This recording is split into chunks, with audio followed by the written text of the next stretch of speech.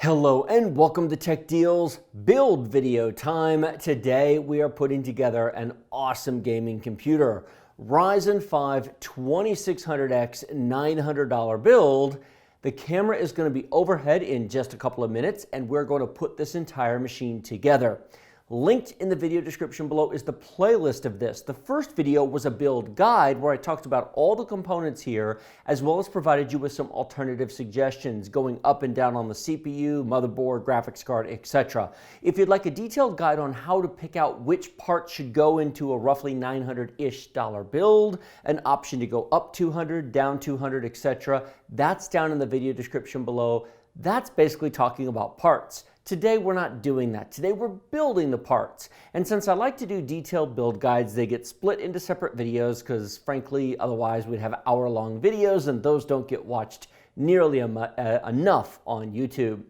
All of the parts that I'm building with today will be linked down in the video description below with a couple of modifiers. As I mentioned in the first video, the $900 budget is a B450 board. I just don't have a B450 board on the shelf. I have the X470 version. Same board, gaming plus from MSI. A few minor changes. I'll link to those down below to Amazon and Newegg. Those are affiliate links. They do support the channel. This video is not sponsored in any way, so your support while shopping at Amazon and Newegg is greatly, greatly appreciated. Now, before we get to the build, there's a couple of changes to this build from what I've described in the first video and from what the standard $900 budget would provide. The biggest change is to the SSD. This is an SU630, 960 gigabytes provided by AData. They actually sent that to me along with this. This is an SX8200 Pro, and it is the refresh of that. I've covered the non-Pro version. It competes with the Samsung 970 EVO Plus, the refresh version of the 970 EVO. That's also 1 terabyte. Both of these drives are actually slated for another build that's also coming up very, very soon. That's going to be an Intel build that these go into. You can take a guess as to what CPU that will be.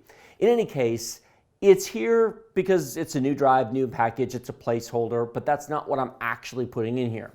What I'm actually putting in as a boot drive is this. I've actually had this on the shelf for a while. I've covered it. I reviewed it in the past.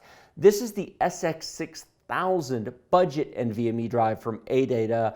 And it doesn't cost $100, so it doesn't fit into the price point the SATA drive does, but, well, I can make changes because it's a custom PC. That's kind of the point.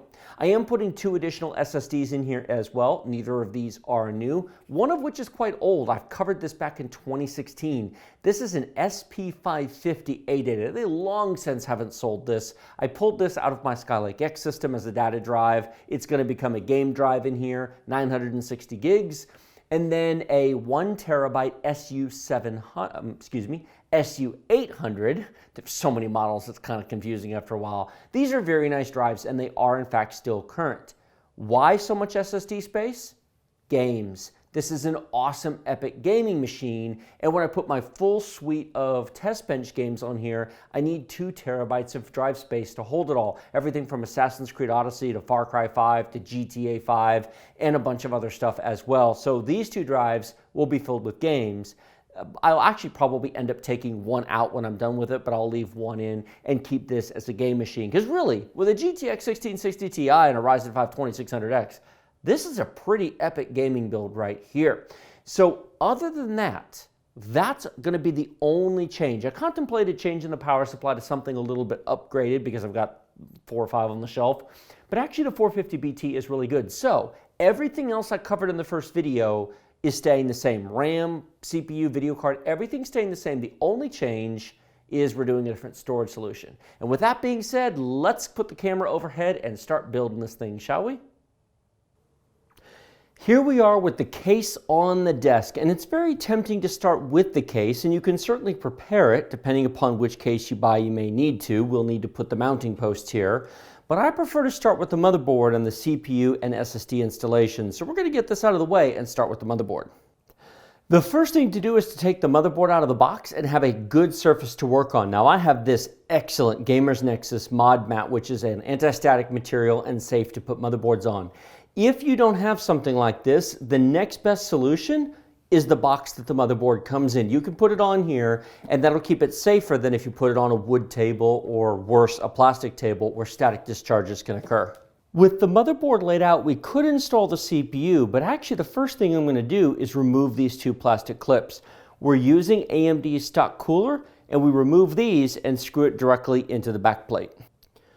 With those two plastic retention mounts removed, now you lift up on this lever. That's the 0 insertion force socket. That has to be up to put the CPU in. On the back of the CPU, make sure you don't touch the pins, there is a corner with a gold triangle. You want to line that up with the triangle on the motherboard. You don't push it down, you simply set it into place, and the pins should line up, and it just drops right into place. It only goes in one way. Yes, I've used the CPU before, that's why there's thermal paste on it. We'll clean it before we put new paste on it. And then you simply lower the lever back down. Now, AMD stock coolers do come with thermal paste pre-applied. You don't have to do this. I've already used the CPU, I've already used the cooler, and so if you are reinstalling or reusing a cooler, you will need some thermal paste. I have lots of tubes of thermal paste. You can buy these for $5 or less, depending upon where you get them. And so what we need to do is apply a little bit of thermal paste to the center of the CPU after we clean it. Don't knock the usefulness of isopropyl rubbing alcohol. It is a very high concentration, and it's much safer to use on electronics than just about anything else. You can see here bits of thermal paste that took off. 70% alcohol evaporates very quickly in air. Also, if you've used your cooler before, make sure that it gets cleaned as well. If you're applying thermal paste, it doesn't take much. About 1 or 2 rice grains right in the middle. The pressure of the CPU will spread it out.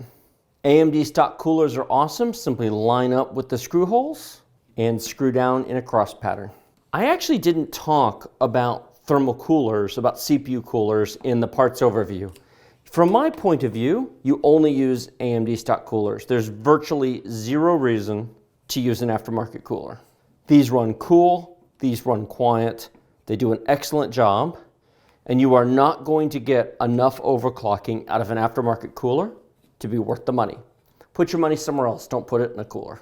For those of you curious, I have tested this. I tested a Ryzen 7 2700X with its stock cooler versus a 360mm liquid cooler. The difference was 100 megahertz. 100 megahertz is not remotely worth $150 worth of cooler. We may rearrange or tie that off once it's in the case, but for now it's fine. The next thing we're going to do is install our NVMe SSD into the first M.2 slot. The pre-installed post has to be moved. It's currently in too far of a location, so we just have to unscrew it and screw it in here. There is a notch on M.2 drives. Make sure that you put it in the correct orientation and line it up with the board. 30-degree angle, and it just slides right in. The screw comes with the motherboard, not with the drive. Simply push the drive down and screw it in place. And for extra decoration, we'll install the little label that they provide. You don't have to install that if you don't want to. It's just if you like the look of it. It's now time to prepare the case. Every case comes with some bag or box of parts, including zip ties and screw mounts. This case comes with an RGB controller. If you have a non-RGB motherboard, you can use this to have basic control over the RGB fans. We're not going to use this because we're going to plug these fans directly into the motherboard. First things first, we need to put the motherboard posts on. One is provided here and one is provided here, but you can put ATX, micro ATX, and mini ITX boards in this case. And if you look around, you'll see a whole bunch of screw holes, and they're labeled A, M, M, AMI, so it just depends on what kind of board you're installing. They provide a handy tool for installing these. It's a screw bit on one end, and then it's a hex head on the other. I've used a ratchet wrench in the past, but now that these are included, that's actually really easy. So we now have 9 posts in place. We got to get this out of the way from this fan so we can put the motherboard in. So I'm going to take the back of the case off to get the cables out. On the back of the case, because we have 3 RGB fans, they've got a combiner cable here to plug them all into a motherboard. For the moment, I'm going to disconnect it, but I want to show you so you can be aware of this sort of thing if you choose to buy this case. I do like this case. It's got good airflow all the way around, but this allows you to plug all 3 fans into one motherboard power plug and one motherboard RGB plug. So we're going to take these splitters and set them aside for now. While we have the case over here, notice these very lovely drive trays. These are toolless trays, at least for 3.5-inch drives, not for 2.5-inch drives, but you can install either 2.5 or 3.5-inch drives here. We will not be using these. Remember to install your I/O shield. When the motherboard goes in, make sure all of your ports go into the slots of the I/O shield and that nothing is blocking the ports, and then simply set it down and screw it into place. We now have all 9 screws tightly in place and all the ports are accessible from the back. While everything's open and accessible, I'm going to go ahead and take these two 2.5-inch drive trays off. These are really simple. A single screw each, and they come straight up. Turn them over and screw the SSD to them that you're going to install, and then the cables just run through here to the motherboard. And with the first drive mounted and ready, you can see the data and power ports here. It simply slides in and screws back down. And there we go, our second drive is installed. Time for the power supply, and the power supply in this case is actually mounted to this external tray right here, which we unscrew from the back. Here's our pretty new shiny 450 BT power supply. We take the tray, we line it up over the screw holes, and we screw it in using the screws that come with the power supply. Just like so. All of your power cables go in first through the hole, and then you simply slide the power supply into place. With the power supply mounted in place, you'll notice you have a huge mess of cables and 2 drive trays in the way. I am actually going to remove the plastic drive trays because I'm not using them. Just keep them with the box the case came with, and it just makes it easier to route cables if you're not putting drives here. Rather than show you all these steps one by one, I'm going to tell you what I'm going to do first and then show you the end result. CPU power connector is the first one that you're going to run, and it's going to go through this hole up here at the top, and we're going to tie it off using these ties. Then we're going to run the 24-pin ATX cable up back here, tying it off where the port is. And then we're going to run the SATA power connectors here to connect to the 2 drives. Here is the CPU power connector plugged into the board. The ATX connector is plugged into the board on the other side. I have those tied off, and I have the power cable to the 2 SATA SSDs right here. The rest of the cables from the power supply are just stuffed into this bay here. They're not going to bother anything because I took the 2 trays out. And now we need to do some wire management, cable management for the front panel connectors. A quick cut for you, but a bunch of work for me. We now have the front panel cables tied off here, run through the bottom, and we'll flip this over. Here you can see the front panel USB connectors, the front panel headers for the reset switch, power switch, etc., and then the front panel audio connectors right here. This right here is the PCI Express power connector for the video card. We'll add that later. Now let's talk about the fans in this case. There are 2 RGB fans in the front and 1 in the rear. This motherboard has 2 RGB headers. One RGB header is right here next to a fan header. We're not going to use the splitter for this back fan that Cooler Master provided, because then you've got cables either running in the back or whatever else.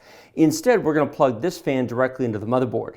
We will use the splitter to connect the 2 front fans to the ports down here. I am not, however, going to use the splitter for the fan power, only for the RGB. And that's because I'm going to plug the front panel fans directly into 2 different ports on the motherboard, so the motherboard can control the fans without a splitter. Do make sure that you orient the arrow to the 12-volt connector on the board. If you plug in the RGB connector backwards, which is possible, you will cause a lot of damage, so make sure that the power is on the correct lead. So Cooler Master was kind enough to provide the shortest fan connectors in the history of fan connectors. I've taken the front panel off, it just pops off from the front, no big deal, no screws or anything else. This fan here, I'm actually going to turn 90 degrees. The RGB lights are on the side. These are not ring lights, because I'm going to run it over here to connect to the motherboard. And with these screws removed, which come off from the inside, the fan comes right off. It really is as easy as that. And now with the fan power connector run through this hole instead of this one, it reaches through the back to the motherboard. All of the cable management in the back is now complete. We do have the RGB splitter here run to the front port. The back one's connected to the separate port on the board, which is actually right there. And then we have the power connector for the top fan here run to the motherboard right there, and the bottom fan run through here. We now have the SATA data cables plugged into the two drives here. They are tied off here and run to the motherboard. Now we can put the back panel back on. With the computer turned back over, we now need to install our RAM, and this particular motherboard has tabs that move on both ends. We're going to install in the red slots. Take your RAM, line up the small tab because it's not in the center, line it up with the board, line it up with the two notches, and it goes straight in vertically. It doesn't tilt left or right, doesn't tilt this way, and you'll hear 2 clicks. Same thing with the other stick of RAM. If you don't install them in the correct slots, it will not run in dual channel mode. All that's left is our MSI Gaming X video card. I really have to give MSI credit here. I've already tested and used the non-TI version of this card. The cooler is a little bit more expensive, but it is real nice. It is also a 0 fan speed cooler, so when it's not gaming, it won't turn.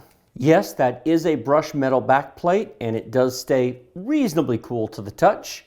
We have our single 8-pin PCI Express power connector. We just have to remove the 2 back panels here so we can insert the card. Make sure that your tab here is pushed down. It will pop up automatically.